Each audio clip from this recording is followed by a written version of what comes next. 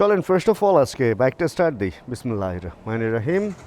R15 start দিলে একটা জিনিস হয়, দুইয়ের কাছাকাছি, 1.2-এর মতো উঠে থাকে হচ্ছে আরপিএম। অ্যান্ড এটা নেমে অন্ততপক্ষে এক ঘাট নামবে, অনেক সময় 2 ঘাটও নামে, যে যেভাবে এটাকে অ্যাডজাস্ট করে। আজকে আপনাদেরকে যে টপিকটা নিয়ে কথা বলবো সেটা হলো স্বপ্ন। মানুষের স্বপ্ন বদলায়, জানেন। একটা সময় স্বপ্ন ছিল যদি একটা R15 থাকতো, অ্যান্ড এখন এখানে একটা R15 V3, ওইখানে একটা R15 Mও আছে, জানেন। অ্যান্ড F250, তারপরে এইটা কি, এটা হচ্ছে এটা যেন কি, এটা FZ25। এগুলো আমার বাইক। অ্যান্ড এখানে আরেকটা বাইক ঢুকবে আজকে, সেটা হলো MT-15। MT-15টা একটু ঢাকার বাইরে গেছিলো, ওইটা আজকে চলে আসতেছে। মানে চলে আসতেছে বলতে ওটা কুরিয়ারে চলে আসতেছে, জাস্ট ওটা গেছিলো ঢাকার বাইরে, অ্যান্ড এখন কুরিয়ারে পাঠিয়ে দিচ্ছে। আজকে ওটা চলে আসবে, বিকেলে যাবো ওটা রিসিভ করতে। এনে দেন রাখাটা একটু ঝামেলা হবে।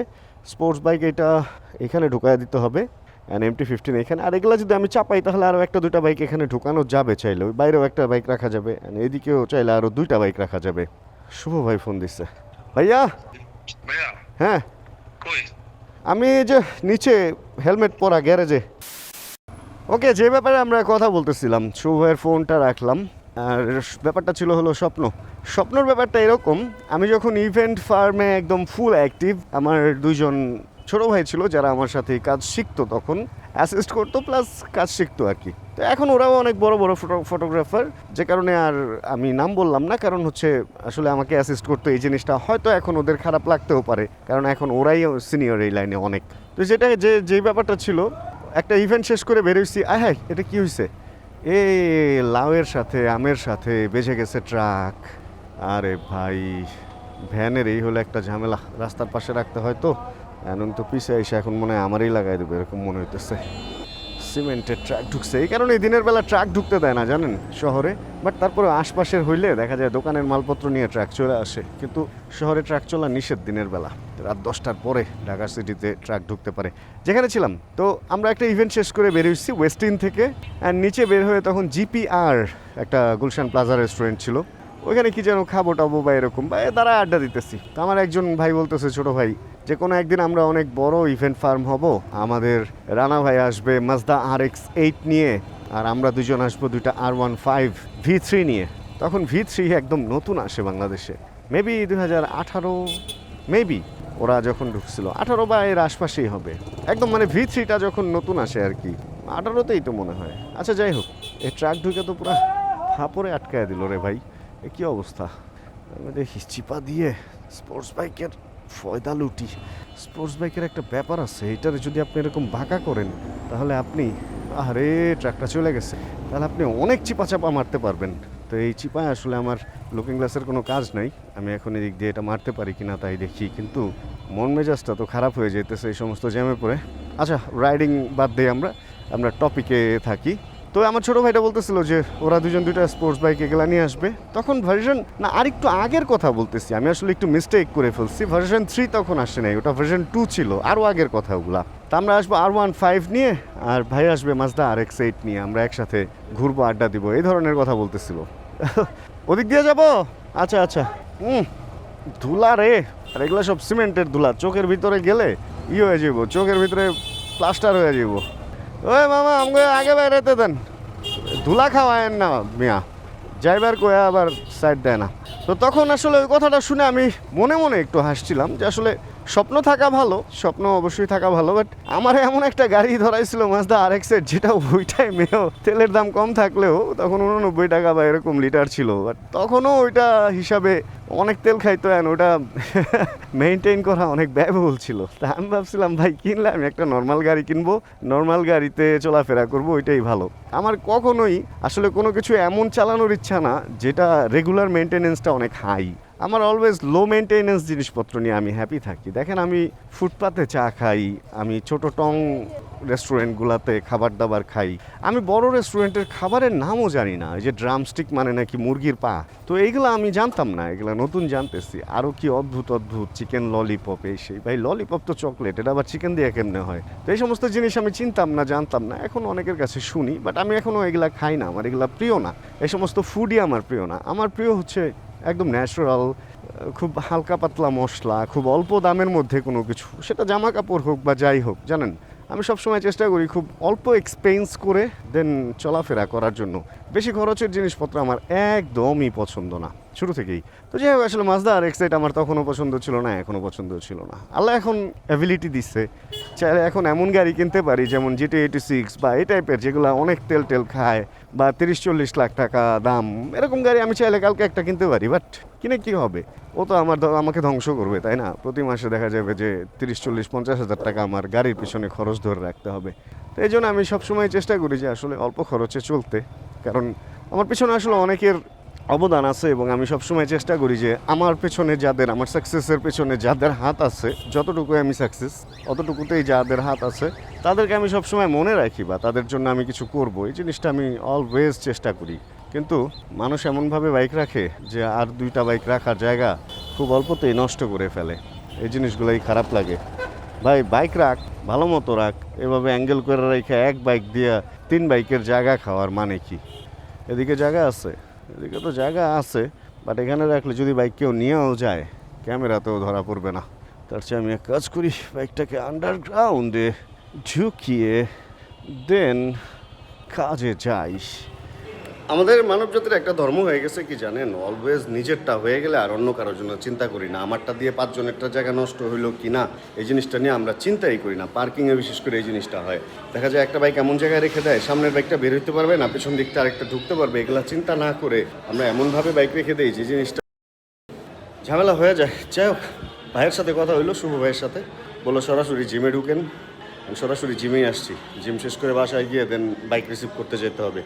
সপ্তাহখানেক ধরে এমটিটারে দেখি না, মনটাও খারাপ খারাপ লাগে। মূলত হচ্ছে জিম থেকে অলরেডি বের হয়েছি, আর একটা জিনিস শেয়ার করবো আজকে আপনাদের সাথে। হঠাৎ জিমে একটা এক্সপিরিয়েন্স থেকে একটা জিনিস আমার মাথায় আসলো, সেটা হলো এটা যে আসলে কী নাম দিব এটার আমি বলতে পারতেছি না। নতুন বাইক কেনার পর এবং সেকেন্ড হ্যান্ড বাইক কেনার পর এক রাতের মধ্যে ওই বাইকটা বিক্রির একটা প্রবণতা অনেকের মধ্যে দেখা যায়। নতুন যদি হয় তাহলে তো দোকান আর ফেরত নেবে না, কিন্তু সেকেন্ড হ্যান্ড যদি হয় তাহলে তো ওইটা ফেরত দেওয়ার একটা সিস্টেম থাকে। কিন্তু ওটা যদি নষ্ট না হয় তাহলে তো আর আমার বাইক তো নিচে ভাই, তাহলে আমি নিচে পারি। হ্যাঁ ভালো আছেন? আলহামদুলিল্লাহ, আপনি ভালো আছেন? তো যেটা বলতেছি, পুরানো বাইক হলে একটা নিয়ম আছে যে 10 দিনের মধ্যে বা 1 সপ্তাহের মধ্যে যদি কোনো প্রবলেম পান তাহলে সেটা ফেরত দিতে পারবেন। আর যদি এরকম মনে হয় যে না আমি বাইকটা চেঞ্জ করবো বা অন্যটা নিবো, হ্যাঁ অন্যটা নিতে পারবেন। আর যদি মনে করেন যে না আমি এটা বিক্রি করবো, তাহলে সেকেন্ড হ্যান্ড দোকানে যদি আপনি বাইকটা নিয়ে যান, আপনাকে কি বলবে যে এখন আমরা কেনার রেটে কিনবো, অথবা একটা লিমিটেড সময়ের মধ্যে যদি ফ্রেশ হয় বাইক, কিলো কম চলে, তাহলে 10-15 এরকম একটা % কেটে দেন ফেরত দেয়। এরকম একটা ব্যাপার আছে, এটা নিয়ে কথা হবে। তবে চলেন বাইকে উঠে বলি কথা। ওকে, লেটস মুভ। 3 কাটা তেল আছে, তারপরেও সাইড স্ট্যান্ডে রাখলে এফে চলে যায়, মানে ফুয়েল ট্রিপ ওটাতে চলে যায়। ও যেটা বলতেছিলাম সেটা হলো, ধরুন এই বাইকটা আমি কিনলাম, কেনার পর আমি একা কিনছি না, এখন আমি তো আসলে আমাকে দক্ষ হিসেবে মানুষ জানে বলে না কেউ কোনো মন্তব্য করে না যে বাইকটা কেমন, কি ভালো হয়েছে না খারাপ হয়েছে। বরং কেউ কিছু কিনলে আমাকে জিজ্ঞেস করে যে আসলে জিনিসটা কি ভালো হয়েছে না খারাপ হয়েছে, সে বাইকটা সম্পর্কে মন্তব্য নেয়। তো এখন যারা নতুন বাইকার বা যাদের কনফিডেন্টটা একটু কম, দেখা যায় যে একটা বন্ধুরে বা 2টা বন্ধুরে নিয়ে গেছে, একটা বাইক কিনছে, কিনে আনার পর বাসায় আসলে বাসায় যদি কোনো একটু পৈতাল টাইপের কেউ থাকে, মানে হালকা দক্ষতা সম্পন্ন, অথবা বন্ধু বান্ধবের মধ্যে তো আসলে একজন আরেকজনেরকে দেখতে পারে না, এরকম ঘটনা থাকে না। তো একজন পৈতাল কিনে দিছে, আরেকজন পৈতাল নেওয়ার পরে বলতেছে মামা এই বাইক কিনছো, সেটাই তো মাইলেজ কম, এই সেই, আরে ধুর এটা তো অনেক ভারী, এটা তো ব্যালেন্স নাই, এটার তো ব্রেকিং ভালো না, এটার তো এবিএস এর পারফরমেন্স ভালো না, এই ধরনের বিভিন্ন রকম খুঁজা শুরু করবে। আরে মামা এত কিলো চলা বাইক কিনছো, আরে মামা মিটার তো টেম্পারিং। তো এই ধরনের ঘটনায় এক রাতের মধ্যেই আপনার মাইন্ডটাকে একদম ধুচে দেয়। তো মাইন্ডটাকে যখন ধুচে দেয় তখন আপনার মনে হয় যে কি আসলে ভুলই করলাম, বাইকটা চেঞ্জ করে ফেলি। অ্যান্ড যে কিনে দিছে ভাই, সে তো কিনেই দিছে, সে তো একবার সাকসেস। অ্যান্ড দ্বিতীয়বার সে যখন দেখে যে কিনে দিয়ে কি আসলে ভুলই করলাম বা দেখে দিয়ে কি ভুলই করলাম, সে আস্তে এখান থেকে কেটে পড়তে চায়, সে আর এটা নিয়ে বেশি কথা বাড়ায় না। আর এই ঘটনাটা যখন হয় তখন যে কিনছে টাকা খরচ করে, সে ভাবে যে হ্যাঁ জীবনের সবচেয়ে বড় ধরাটা মনে হয় আমি এই বাইক কিনেই আজকে খাইছি। ভাই এই ধরনের ঘটনা আমি অলওয়েজ দেখি। এজন্য শোরুম আবার কি করে দেখেন, 10 বা 15% কেটে রাখে। এটা একটা পেনাল্টি। এটা কিন্তু আসলে ওরকম কিছু না, কারণ সে একটা ভালো বাইক কিনে আনছে অ্যান্ড ভালো বাইকটা সে বেচছে। এক রাতের মধ্যে যদি মুড চেঞ্জ হয়ে যায়, এইভাবে তো আসলে একটা ব্যবসা প্রতিষ্ঠান এটার দায়ভার নিতে পারবে না। এই জন্য সে একটা লিমিটেড হলেও লাভ রেখে দেয় একবার বিক্রির এবং আরেকবার কেনার, কারণ তার তো একটা খাতার পৃষ্ঠা হইলেও শেষ হইছে। কর্মচারী এটাকে বেচছে, এটার পেছনে ডেডিকেশন লাগছে, বাইকটা গেছে, বাইরে আসছে, অল্প হইলেও চলছে, তাই না? সার্বিক এটার একটা ডেমারেজ কাটা হয়। তো এই হচ্ছে ইসের ব্যাপার, যেটা বললাম দোকানের ব্যাপার। বাট আপনার ব্যাপারটা ভাই কনফিডেন্ট রাখতে হবে হাই। এখন আপনি বিয়ে করে নিয়ে আসছেন, বিয়ে করে যদি পরের দিন সকালে বলেন বউ চেঞ্জ করবো, ভাই এটা যেমন সম্ভব না, উচিত না। ঠিক ওরকম বাইক কিনেন, নতুন কিনেন, পুরান কিনেন, বাইক কেনার আগে ভাবিয়া করিও কাজ, করিয়া ভাবিও না। পৈতাল কিসিমের লোকজন অনেক কথাই বলবে, এক কান্দে ঢুকাবেন আরেক কান্দে বের করবেন। বাইকে একটা জিনিস মনে রাখবেন ভাই, সেটা নতুন হোক আর পুরান, কোন বাইকটা কখন ঝামেলা দিবে এইটা কেউ বলতে পারে না। তো আপনার ওই পৈতাল বন্ধু যেটা আপনাকে বলতেছে, শুধুমাত্র তার মন গড়া কথা যে আপনি তাকে নিয়ে তার বুদ্ধিমতো কিনেন না। এই জন্য এই বাংলাদেশের মার্কেটে যতগুলা বাইক চলতেছে, প্রত্যেকটা বাইক যদি ভালো না হইতো তাহলে কেউ না কেউ এগুলা চালাইতো ভাই, এগুলা তো শোরুমেই পড়ে থাকতো। তো আসলে আপনার যেটা পছন্দ শুধুমাত্র সেইটাই আপনার চালানো উচিত। একটা জিনিস চিন্তা করেন, আপনি বিয়ে বা প্রেম করার আগে শুধু চোখ, চেহারা কথাবার্তা শুনেই তো তার প্রেমে পড়েন। এরপরে যখন একসাথে সংসার করতে যান বা একসাথে রিলেশনশিপে যান, তখন অনেক কিছুই তো হয়তো আপনার ভালো লাগে না বা ভালো লাগে। তো ওই যে প্রথমে পছন্দ করে যে করছেন, তখনই ডিটারমেন্ট থাকেন যে উনার ভালো হোক খারাপ হোক এটাই আমার। সেম ভাই বাইকের ব্যাপারও, কেনার আগে আপনি যাচাই বাছাই যা খুশি করে নেন। কিনে যদি আপনি ওটারে আবার বদলাইতে যান, ভাই বড় একটা অ্যামাউন্ট আপনারই লস হবে, ওই বন্ধুর হবে না, ওই পৈতাল বন্ধুর হবে না। তো এই কারণে বি কেয়ারফুল।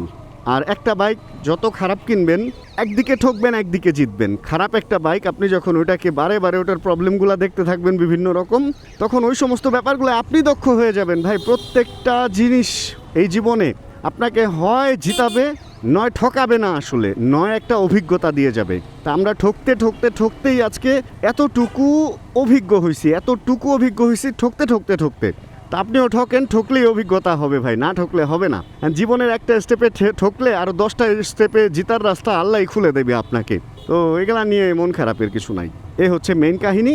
অ্যান্ড আমার আসলে খুব খারাপ লাগছে একটা ঘটনা আজকে এরকম শুনলাম। তো একজন একটা বাইক কিনে নিয়ে গেছে, ওটা কার্বোরেটর, অ্যান্ড দামটা একটু কম, অ্যান্ড নিয়ে যাওয়ার পরে ও আবার ফেরত নিয়ে আসছে। ওর নাকি কার্বোরেটর এক রাতে বুঝা গেছে ওইটার তেল বেশি খায়, ওইটা বাইক ভারী, এই সেই। ভাই তেল কীভাবে বেশি খাবে?